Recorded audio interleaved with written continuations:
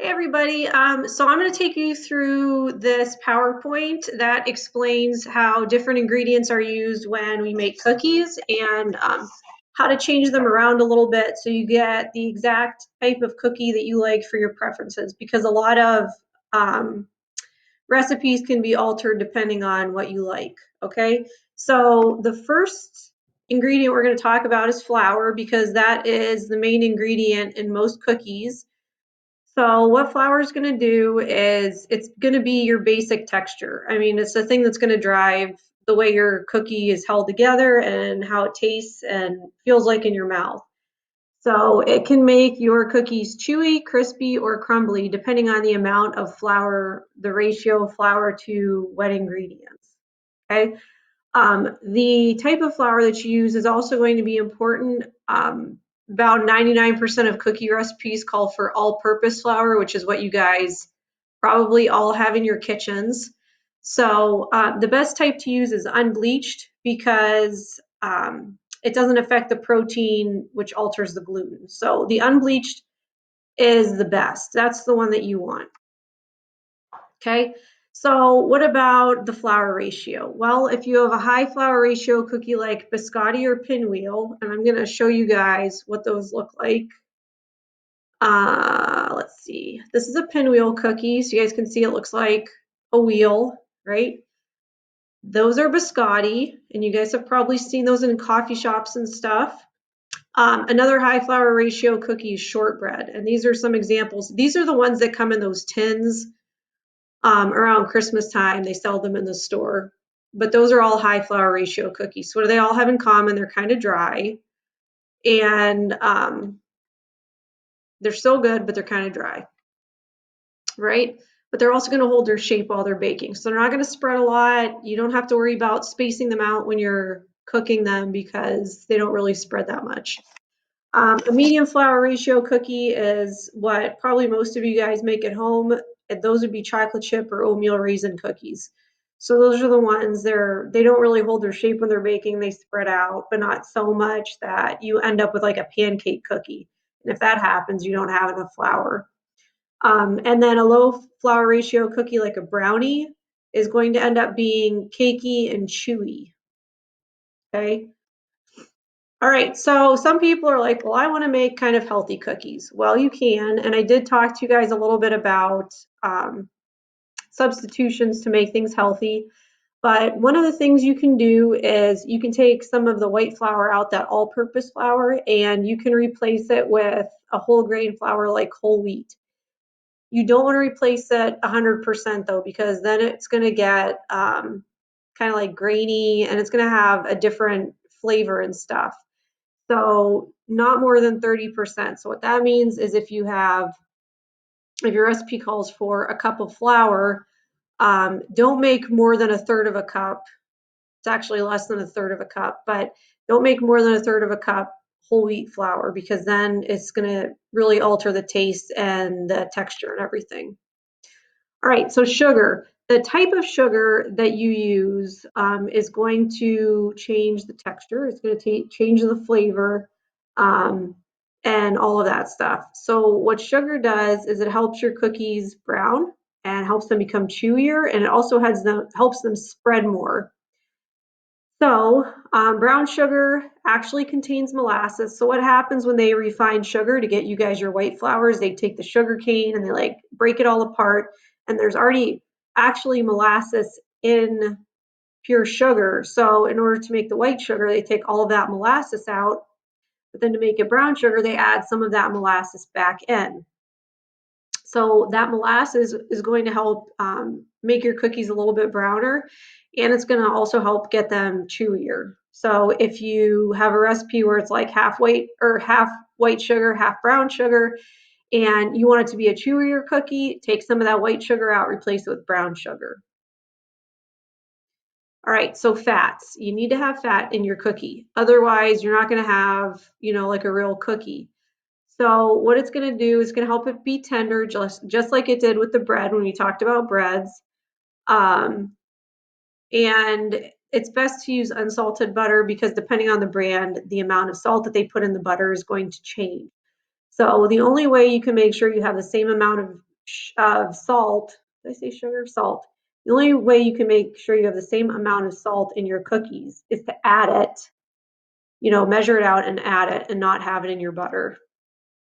Okay, so you have a couple options when we're talking about fat with regards to cookies. Now, you're probably not going to use like a vegetable oil or olive oil to make your cookies because it's not going to really end up the way you want it to.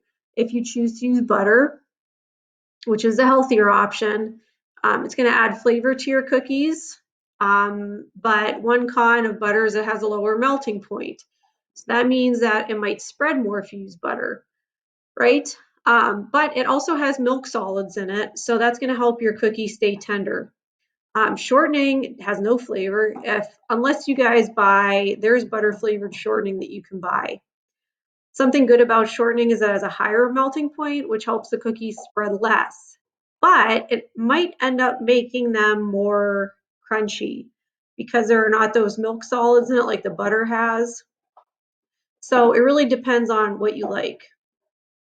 Okay, eggs, an essential part in most cookies. It helps add moisture and structure. It adds protein to help keep all of those molecules together in the cookie to help it stay together. And that's what eggs do in all of your baked goods. They help provide structure and they add moisture.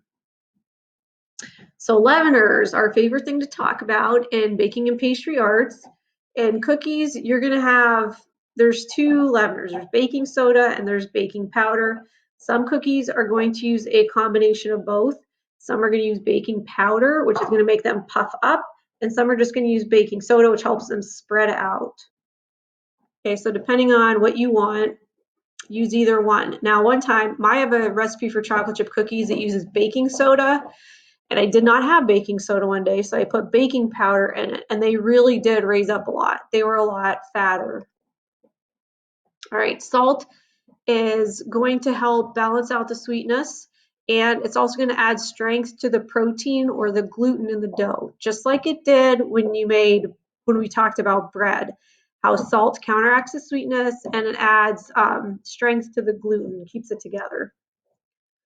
Okay, so mixing your cookie dough is going to help develop your gluten, which you guys know acts like a rubber band and it keeps things together. However, if you mix it too much, you're going to get tough cookies and they're going to like fall apart and they're going to be like hockey pucks. You don't want to overmix your dough. Okay, so shaping. Sometimes you can shape cookies. Again, a lot of this stuff is up to, it's like what you like. How do you like your cookie? Do you want a softer, thicker cookie? Because if you do, then you're probably going to want to shape them into round dough balls, right? You're going to bake them a little bit longer at a lower temperature. If you want a, thinner, crisper cookie, you're probably going to flatten your dough and it's going to be less time at a higher temperature, which is going to get those crisp edges in the middle.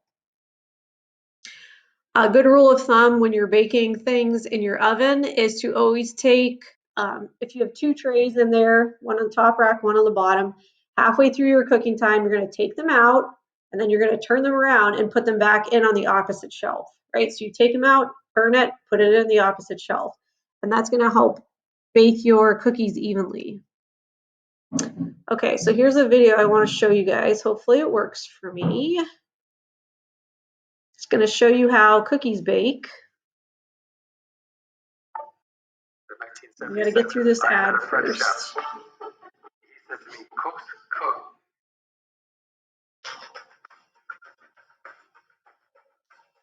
This one is actually going to talk to you guys about how to change your chocolate chip cookies depending on what you want.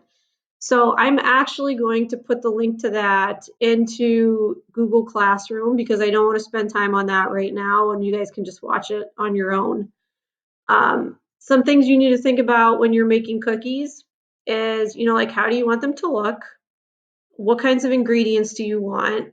For example, if you're just going to use butter as your fat and have no shortening, you're probably going to have to refrigerate your dough so that it doesn't spread as much when you put it in the oven. You also want to make sure that your oven is completely preheated before you put those cookies in because cooking them at the right temperature will help them come out in the desired consistency. They won't spread as much. If you like a chewy cookie, then you are going to want to make sure that you're using more brown sugar than white sugar. And you're probably going to want to have butter and shortening together, and that's going to help it be chewy without spreading too much. Okay, so we'll talk about that more when I do the demonstration with chocolate chip cookies, but that's an overview of what your ingredients are going to do for you. And those ingredients work like that regardless of what you're making and baking. So whether it's a cake or it's a pastry or you're making a bread, those ingredients are always going to work the same way for all of the things that we talk about. Okay, so hopefully that helped clear up some of your questions maybe that you had about cookies, but we'll talk about how you can get that desired texture that you guys really want.